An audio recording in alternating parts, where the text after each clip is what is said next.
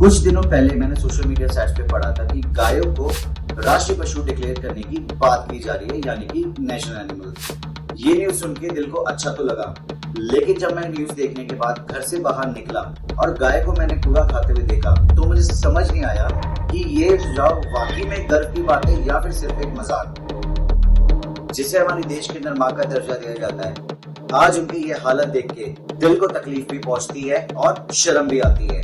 भूख मिटाने के चक्कर में उन्हें कूड़े कचरे के ढेर टटोलने पड़ते हैं और सड़ा गला जो मिल जाए वो खाना पड़ता है। आप खुद गूगल करके देख सकते हैं, गायों के पेट के अंदर किलो के हिसाब से थैलियां पाई जाती हैं और थैलियों के साथ साथ उनके पेट में पाया जाता है बचे कुछ अखबार के टुकड़े, माचिस की तिल्लियां या फिर कभी कभी नुकीले पदार्थ।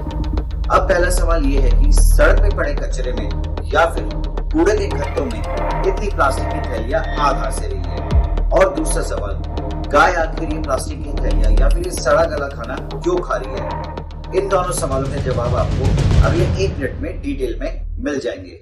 मोटा मोटा हम सबके घरों में 2 तरीके का वेस्ट होता है। एक होता है किचन वेस्ट, बाकी होता है दूसरा सामान, जैसे प्लास्टिक की खाली बोतलें, प्लास्टिक की थैलियां, दूध की थैलियां, माचिस के खाली पैकेट्स, रेजर ब्लेड्स, और ये सब हम एक जगह इकट्ठा करके गार्बेज कलेक्टर्स को दे देते हैं। वो गार्बेज कलेक्टर्स सारे घर जाकर ये सारा कूड़ा इकट्ठा करते हैं और कूड़े के गत्तों में जाकर उसको अनलोड कर देते हैं। ऐसी जगह पे आपको गैस जरूर मिलेगी, क्योंकि उन्हें भी पता है कि हमें खाना यहीं से मिलेगा, जो कि होता है किचन वेस्ट। लेकिन वो किचन वेस्ट कूड़े से अलग नहीं कर पाती, तो इसलिए किचन वेस्ट के साथ साथ वो कूड़ा भी खा जाती है। वहां हम घर पे आराम से यही सोच के बैठ जाते हैं, चलो सारा कचरा घर से बाहर निकाल दिया, पर ये नहीं सोचते कि वो आखिर जा कर रहा है, शायद किसी बेजुबान के पेट में।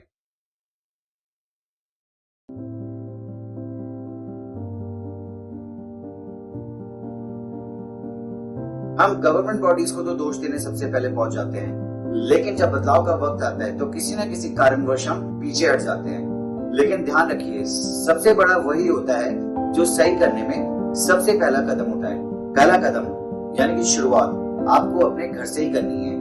अपना किचन वेस्ट बाकी कूड़े में मिक्स ना करके उसे एक अलग पैकेट में कर दीजिए और आते जाते किसी भी गाय को खिला दीजिए, जिससे कि गाय की भूख मिटने में मदद होगी और उसे अपना खाना कूड़े के गत्तों में नहीं ढूंढना पड़ेगा।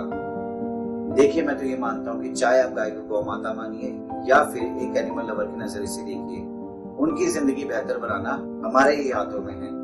जी हाँ, सरकार के लेवल के ऊपर काफी सारी चीजें हो रही है, जैसे ज्यादा गौशाला खुलना, गाय को बाहर छोड़ने पे सख्त पाबंदी लगना, और ये सारी चीजें एक बड़े लेवल पे बदलाव ला सकती है। पर हर बड़े कदम के पीछे एक छोटा कदम होता है, और ये छोटा कदम मेरे और आपके घर से बढ़ना चाहिए।